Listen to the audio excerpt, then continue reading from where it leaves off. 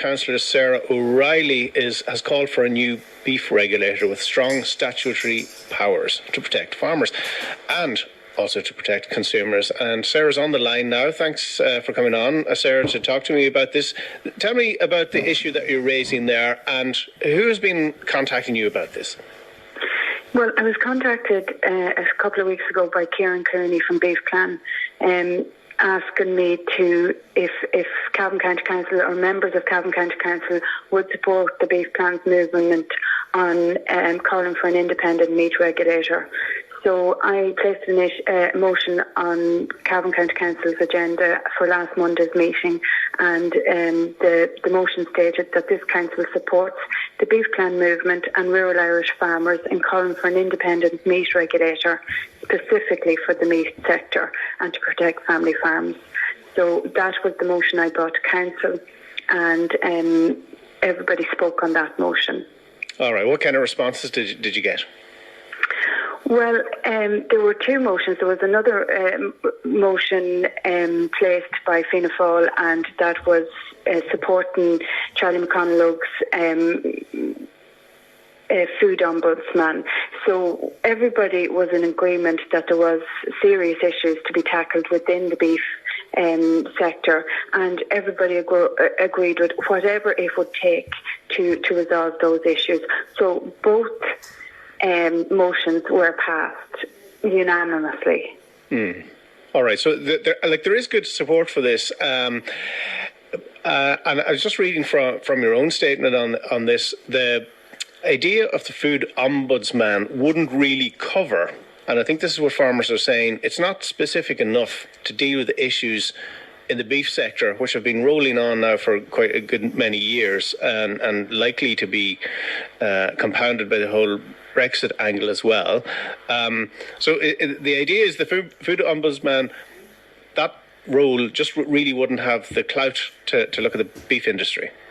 Yeah, this crisis has escalated and deepened over the years, and the government has failed to take any kind of decisive or corrective action to address price transparency in the food chain and market distortion in the beef industry. So that's been going on, and it's been trundling on, and it has been getting worse.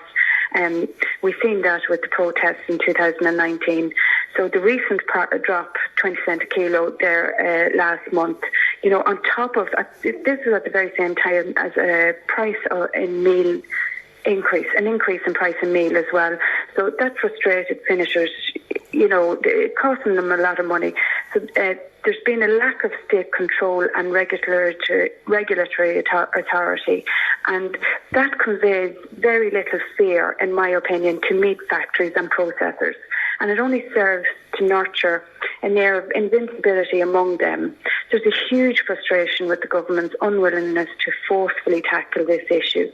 It gives the impression of looking after golden circles. It doesn't give confidence to beef farmers or indeed the public. So an independent regulator with statutory powers and resources should be entrusted with ensuring protection for producers and for consumers. So the latest chapter in the beef industry saga is another reminder of how the industry is rampant with greed and imbalance by a small number of powerful entities. And as you were asking there, the difference in the ombudsman and a beef regulator, well, the setting up of an ombudsman is welcome, but in my opinion, it's not the answer. An ombudsman will only investigate complaints, and it will attempt to resolve conflicts either by mediation or by recommendations, and decisions are usually not legally binding.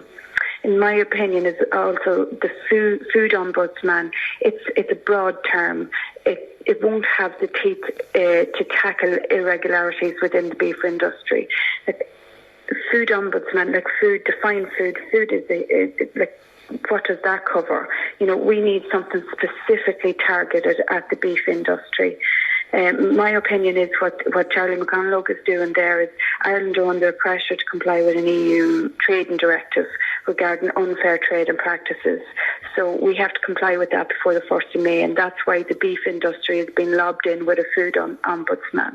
a regulator with statutory power to impose requirements, conditions and restrictions, and they would be able to set standards for activities, and they would be able to enforce these standards by obtaining compliance. That's what's needed, in my opinion. Mm-hmm.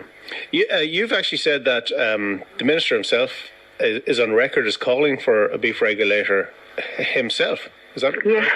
Well, at Monday's meeting, I said I'm calling on the Minister, Charlie McConalogue, to set up a beef regulator.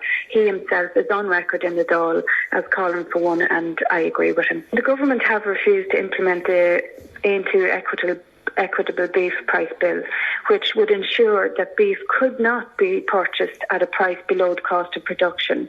So the Aontu's bill would ban the below cost selling of beef, ensuring that farmers make at least a break-even price for their produce. It would do this for 1 year, giving the Beef Task Force time to do its job. It would force the beef barons to the table to discuss a real and fair price.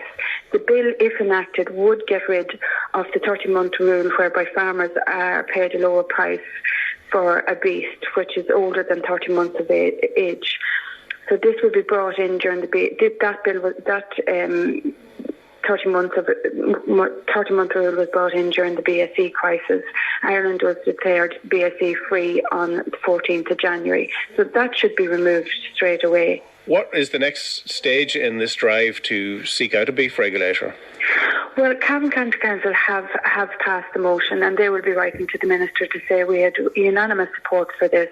And I would be asking other councils to do the same, to support the beef farmers, and when enough pressure is built up about that, I would encourage beef farmers also to go to their local TDs and to canvass them as well and put their point across on this, that more needs to be done. Do you think there's something standing in the way of such an appointment? The setting up of an ombudsman is deflecting. They are kind of putting that forward as how the issues will be resolved. But I would say you can have an ombudsman, but you can also have a regulator. In planning you have a planning regulator and a planning ombudsman, so the two could work together. So I don't see, it must be government willingness or unwillingness at the moment. Okay. All right. Well, it's something we keep an eye on. Certainly keep in touch with us and let us know how this is moving forward, or if it does move forward. Certainly something we'd be interested to hear more about. But for the moment, Aontu Councillor Sarah O'Reilly. Sarah, thank you for chatting to us.